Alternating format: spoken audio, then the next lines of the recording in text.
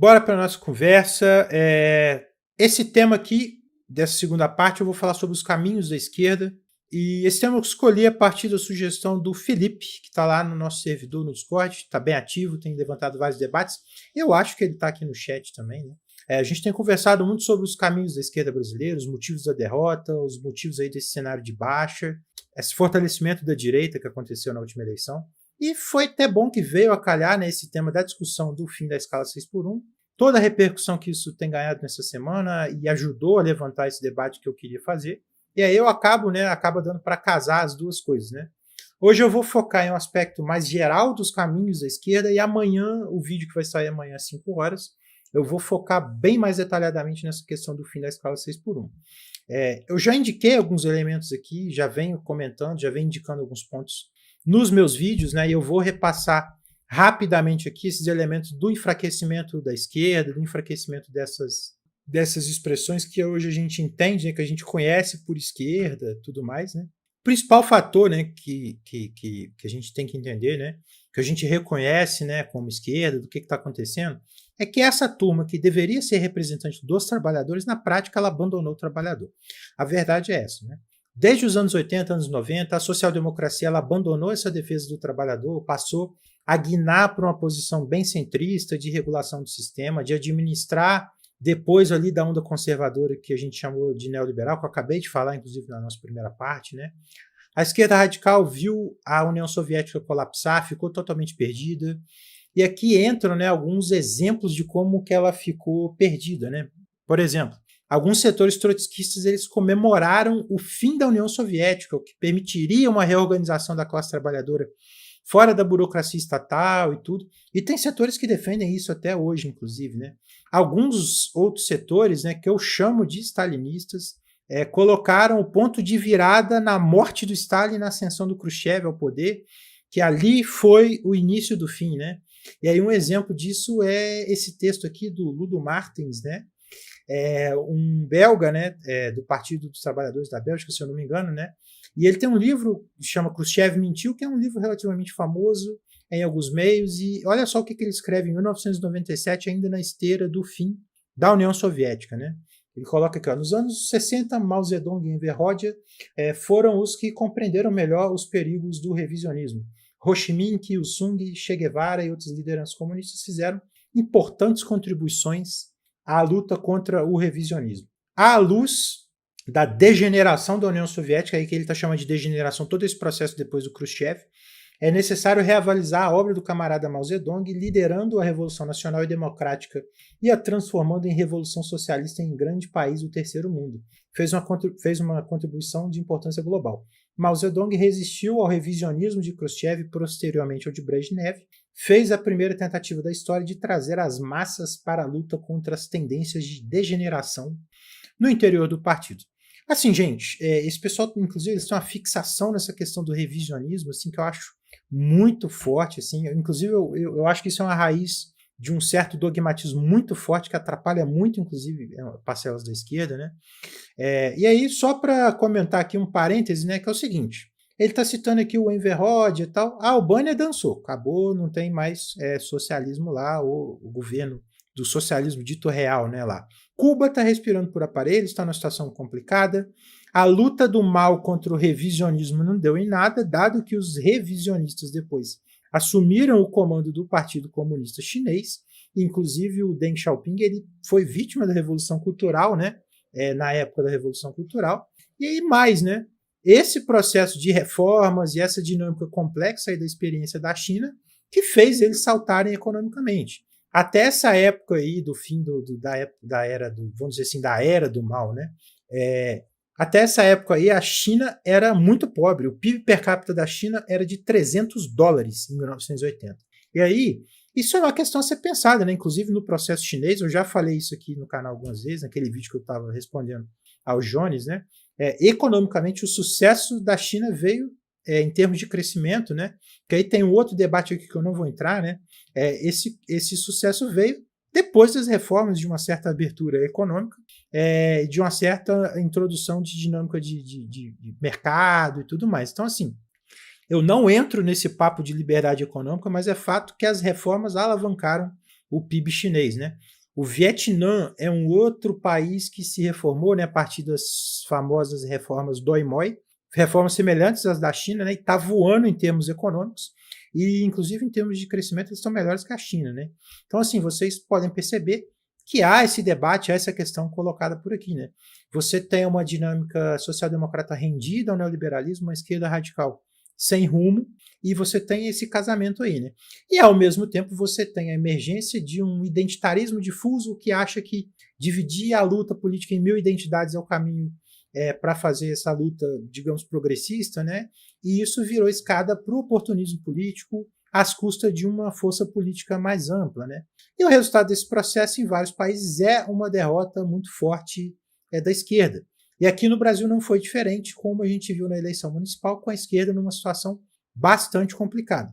Só que a gente está vendo agora uma pequena saída, né? Será que a gente está vendo uma pequena saída em relação a esse debate da esquerda centrado no trabalho, né? E quem diria, né? Deixa eu ver se eu acho aqui. Quem diria que defender pautas populares do mundo do trabalho e ter coragem de pautar isso daria resultado, né, gente? Isso mostrou um caminho, já é algo que eu queria tratar aqui, né? Focar no trabalho, fazer uma defesa mais firme dessa questão, focar na pauta do trabalhador e trabalhar para essa pauta chegar na agenda pública e fazer as pessoas se posicionarem sobre isso. A própria reação de setores críticos, né, à pauta do fim da escala 6x1, né? Ela tá engraçada, né? Uma enorme bateção de cabeça, tentativa de vender medo, de que o Brasil vai acabar, de que o mundo vai acabar.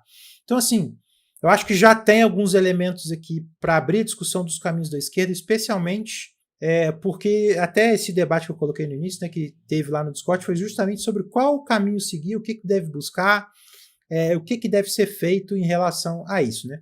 E aqui entra uma dinâmica minha, uma discordância minha com algumas leituras da esquerda, né?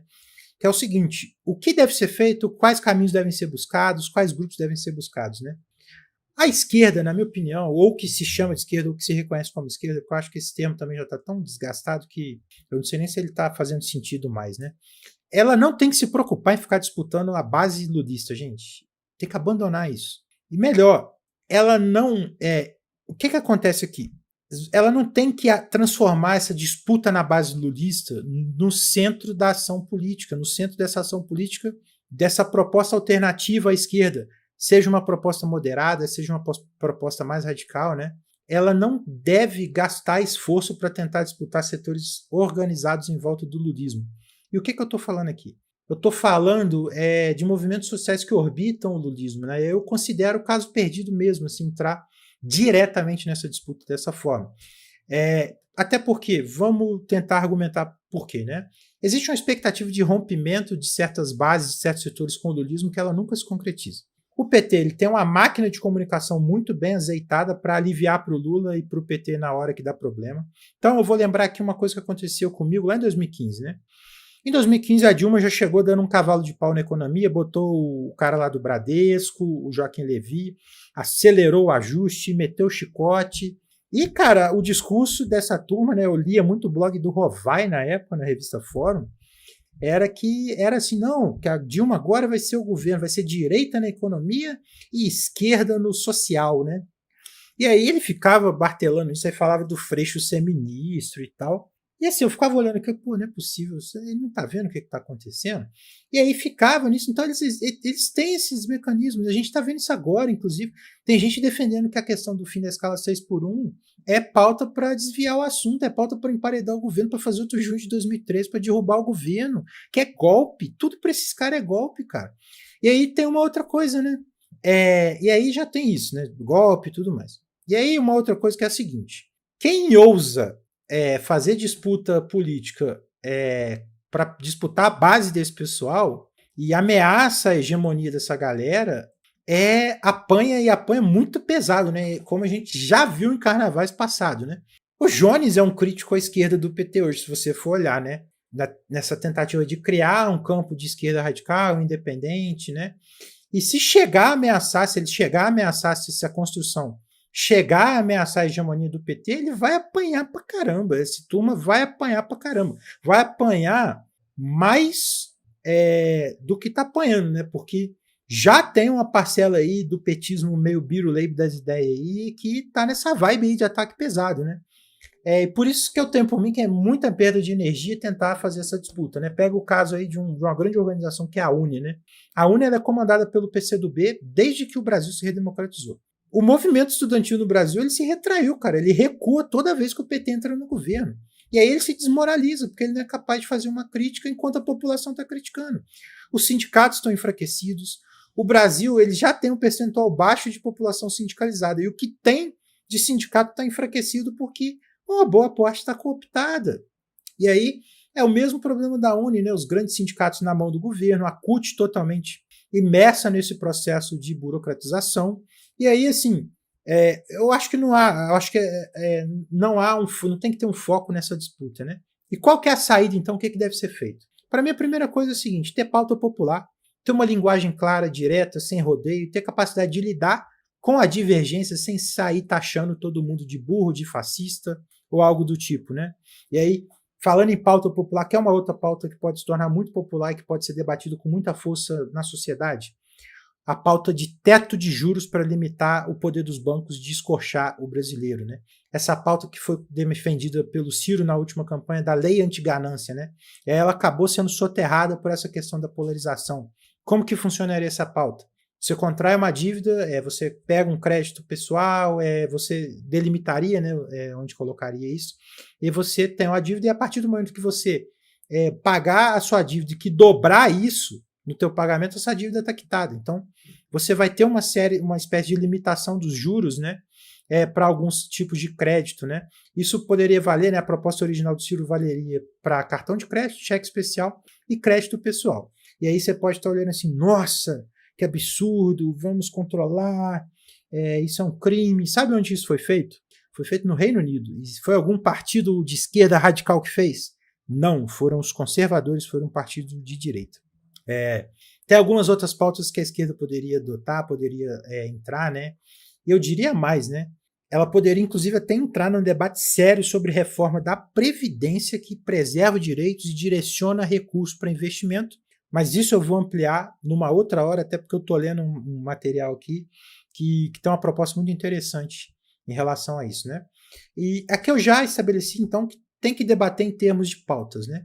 E em termos de blocos sociais. E aqui começa a ficar interessante. Lembra que eu comentei ali atrás que não tem que se preocupar em ficar disputando base do lulismo? Eu vou além. A busca tem que ser pelos desorganizados, e não pelos organizados. E quem que eu estou chamando aqui de desorganizado? Trabalhador informal, pequeno e médio empreendedor, pessoal que trabalha no comércio, que inclusive é sensível a essa questão da discussão da escala 6x1. A esquerda tem que parar de achar que vai crescer focando só em disputar sindicato de professor, de servidor público, de professor universitário. Tem um mar de pessoas ali para fora desse universo que podem ser ouvidas, e sim, ouvidas, que tem que ouvir mais do que falar nesses momentos, e serem incluídas num projeto popular. Sabe quem que mais pode ser buscado? O cara que está querendo empreender. Dá para fazer um debate bem feito sobre isso, estimulando o empreendedorismo, sem camuflar, sem romantizar o desemprego estrutural, que é o que boa parte de um certo debate aí esconde, né? Igual, olha esse dado aqui, né? 7 anos após reforma trabalhista, 70% dos informais querem carteira assinada. A maioria dos autônomos quer trabalhar de carteira assinada. Esse dado aí ele foi pesquisado, né, pela FGV. 70% dos autônomos querem CLT. Então, assim, já começa esse papo, né? Essa conversa de que CLT, a escravidão, ela simplesmente não cola com a população. Quem é autônomo sabe do tamanho do problema, né? E aí tem um outro debate, né, que tem que ser feito aqui, né? O debate para essa camada de renda mais baixa sobre desemprego, sobre a questão de gerar emprego de qualidade, né? Tem que ser casado, tem que ser tudo feito em conjunto para tirar essa máscara da precarização, para poder estimular o desenvolvimento, estimular a geração de emprego, né? E aí uma outra coisa, né? Deixa eu ver se eu até acho aqui, né? Tem que ter o debate sobre os impostos, os custos de empreender no Brasil, né, no Brasil, e que dá para ser feito. Só que aí entra ter coragem de debater certos assuntos e se mergulhar em certas questões que não são pop aí no meio hoje da esquerda, né? E aí um dado interessante, né? Que eles estão analisando essa questão da reforma trabalhista, de 70% querem ir para o CLT, né, dos informais. Olha só que interessante. Apesar da reforma, o desemprego se manteve alto, né? A taxa de desocupação, que estava em 6,6 em 2014, disparou após a crise de 2015, chegando a 12,9. Quando a reforma foi aprovada, a taxa patinou no mesmo patamar nos anos seguintes até atingir o pico de 14,9 em março de 2021. Isso aqui é só para falar uma coisa. Os empregos gerados, os empregos prometidos pela reforma trabalhista nunca vieram, tá? Porque, na real, não era para gerar emprego. Era para diminuir para os grandes empresários, que é os que estavam demandando essas reformas. Até porque o pequeno e médio empresário, ele é o que mais emprega, ele precisa ter tem que ter uma proposta boa para ele. Inclusive, esse debate do fim da escala 6x1 seria muito interessante se o governo tivesse coragem, se ele tivesse pressupostos morais ali para fazer esse debate, né? Se ele tivesse algum tipo de ideologia restante aí em defesa do trabalhador, ele poderia pensar em abraçar essa pauta e ampliar a isenção do Simples Nacional e fazer uma reforma tirando as isenções e os benefícios para as empresas maiores e ampliando a do Simples Nacional para poder baratear o custo de empreender no Brasil, podia entrar no debate sobre juros, e aí ele podia mostrar, olha, vocês não são inimigos, vocês não estão em lados opostos, a nossa discussão aqui é proteger o trabalhador, proteger o pequeno e médio empresário, né? E aí outra questão que entra nessa discussão, né? O debate de juros no Brasil, né? Um projeto mais amplo ele poderia pensar essa questão dos juros, mostrar que a exigência de altos impostos se dá por mecanismos que travam o crescimento no Brasil, né? Que travam o nosso desenvolvimento, né? E o Estado hoje, né? Ele é inimigo do pequeno e médio empresário, não porque ele é naturalmente inimigo, ou ele quer tudo para ele, né? Mas é porque ele está a serviço de uma pequena casta que dá as rédeas no país. E isso tem que ser enfrentado, isso tem que ser colocado uma lupa aí nessa questão. Essa casta, ela negocia para subir juros, usa sua influência para naturalizar isso, para passar como necessário, sendo que não é. O que está acontecendo é que o Estado brasileiro está no bolso dessa turma, e quem sofre com isso é o pobre, que rala muito, paga imposto para caramba sobre o consumo, que gasta quase tudo ali que ele vai consumir, e o imposto é muito alto, e o pequeno e médio empresário que rala, paga imposto para caramba, e tem que pagar uma taxa de juros absurda, ele não consegue pegar empréstimo direito, a economia, o dinheiro não gira, e ele não tem garantia nenhuma que o negócio dele vai dar certo por falta de perspectiva, por falta de demanda, por falta do dinheiro circular na economia, né? Então, na hora que você joga tudo isso dentro da equação e você oferece uma proposta para as pessoas, você consegue trazer muita gente para o seu lado. E aqui entra a questão que eu coloquei lá atrás, que é o seguinte, e aí entra um elemento muito importante, que é algo que, inclusive, eu estou olhando com atenção nessa questão da movimentação aí. Tem que ser algo novo, sem compromisso com os erros do passado, sem compromisso em passar pano para desvios aí de certos grupos, que vocês sabem muito bem de que eu estou falando, e tem que ter capacidade de fazer disputa aberta. Em resumo, não tem que pagar pedágio. Não tem que pagar pedágio para essa esquerda velha, mofada, que está colocada aí e que, desde os anos 80, só tem atrasado um debate sério sobre o desenvolvimento do Brasil. Então, e é justamente por conta disso que eu queria fechar na seguinte questão. Existe uma ilusão de que você tem ali, existe uma certa ilusão de que você tem, vamos pensar se você tem a esquerda, a direita, e você tem dois campos, né, a esquerda e a direita, esses dois campos. E aí você consolida aqui na esquerda, você consolida aqui na direita, você tem a polarização. Só que quando você olha para a população, quem se interessa por política mesmo são poucas pessoas, cara. Não é um público mais amplo. Então, assim, tem uma infinidade de pessoas para fora dessa questão, dessas pessoas mais engajadas politicamente, que você pode simplesmente buscar. E é isso que tem que ser feito. Você tem que buscar com pauta popular, com a linguagem popular, com a linguagem acolhedora e sem pagar pedágio para ninguém. Porque aí você vai conseguir avançar essas pautas populares e fazer uma construção para fora dos erros que foram colocados até então. Beleza?